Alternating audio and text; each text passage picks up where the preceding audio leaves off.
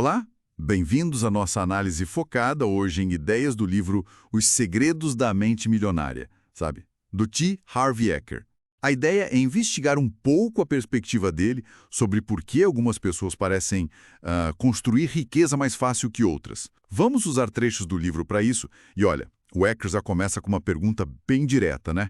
O que realmente separa quem acumula riqueza? E ele diz que não é assim primariamente educação, inteligência, sorte, nem mesmo tipo de negócio. Então, fica a pergunta: o que é afinal? Exato.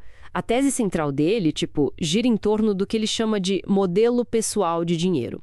É como se fosse uma programação que a gente tem no subconsciente, sabe? E segundo Eker, é esse modelo interno que, no fundo, determina nosso sucesso financeiro, muito mais que fatores externos. Se essa programação não está, digamos, ajustada para a riqueza, mesmo bem que seja excelente na sua área, pode não conseguir o sucesso financeiro, ou talvez não consiga manter, né? Entendi. Ele até usa uma analogia, a do carpinteiro. Quer dizer, não adianta ter as melhores ferramentas, o conhecimento técnico, vamos dizer, se a pessoa não for um carpinteiro de primeira. Ou seja, se não tiver a mentalidade certa, as habilidades internas, o que ele chama de jogo interno. E essa programação, esse tal modelo, como é que ele se forma? De onde vem isso? Boa pergunta. O Eker aponta direto para a infância. A gente aprende muito por imitação, né? Observando pais, figuras de autoridade e também por eventos específicos que marcam a gente. Ah, claro. Correto, ele menciona basicamente 3 formas. A programação verbal, que é o que a gente ouviu sobre dinheiro, os exemplos, o que a gente viu, e esses episódios específicos. Tem até um exemplo que é quase engraçado da mulher que sempre cortava as pontas do pernil para assar. Quando perguntaram por quê, ela disse que aprendeu com a mãe, que aprendeu com a avó.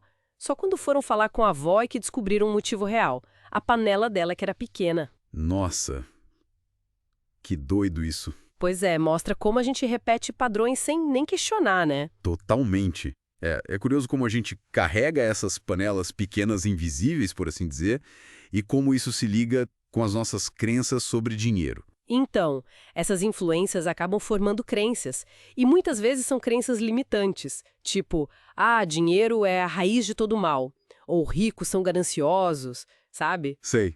Ou então podem criar associações emocionais muito fortes. O Eker conta um caso de uma enfermeira, Josie, que viu o pai morrer bem durante uma briga feia por causa de dinheiro. Pesado. Muito. E aí, inconscientemente, ela passou a associar dinheiro com dor e se sabotava financeiramente por causa disso. Ele é bem enfático, quando o subconsciente tem que escolher entre a lógica e uma emoção muito antiga, muito enraizada. A emoção ganha. Quase sempre. A emoção leva a melhor. Entendi, faz sentido. E aí, partindo dessa origem na infância, como é que o Eker diz que essa programação aparece na prática? Ele fala nos arquivos de riqueza, né?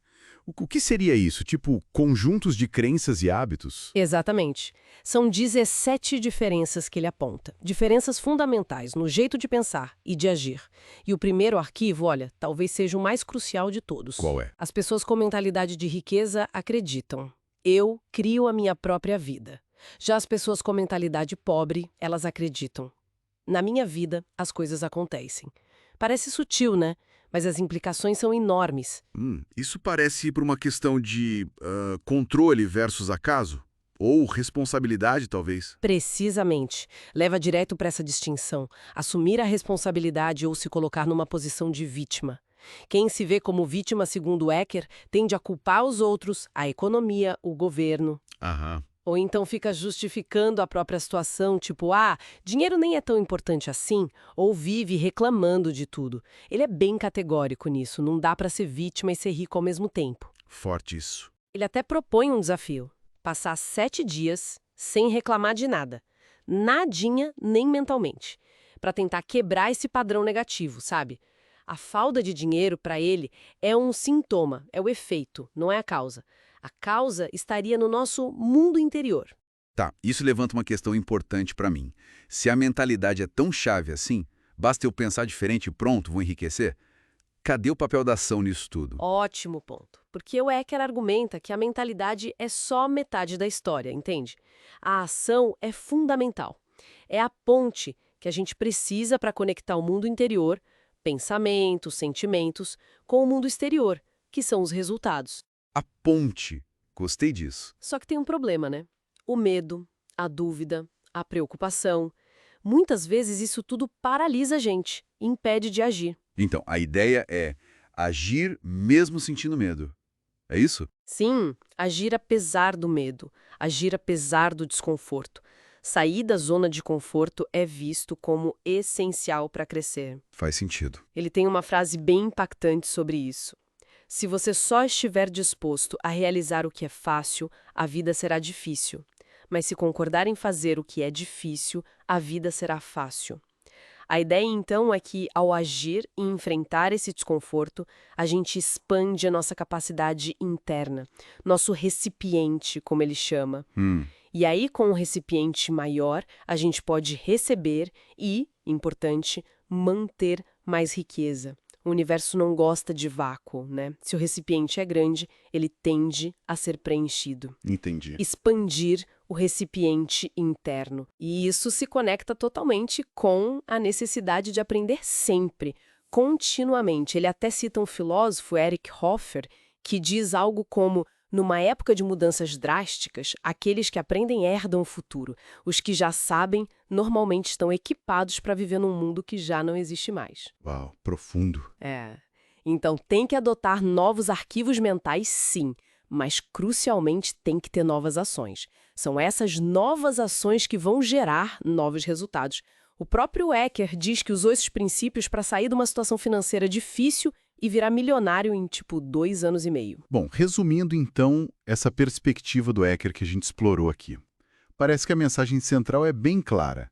Nosso sucesso financeiro é um espelho da nossa programação interna sobre dinheiro. Exato. E para mudar os resultados lá fora, no mundo real, o caminho proposto é alterar essa programação interna e, claro, agir de acordo com esses novos princípios de riqueza. Perfeito. E para a gente fechar, fica uma reflexão, baseada numa frase do próprio livro. O dinheiro apenas intensificará aquilo que você já é. Interessante. Se isso for verdade, né? Que características ou hábitos internos que uma pessoa já tem poderiam estar, talvez, limitando o potencial financeiro dela mesmo sem ela notar? Ou, ao contrário, que traços que ela já possui poderiam ser a semente para a abundância lá na frente, mesmo antes do dinheiro aparecer em grande quantidade? Fica aí a questão para pensar. Excelente reflexão. Inscreva-se e venha tagarelar com a gente sobre o maravilhoso mundo da leitura.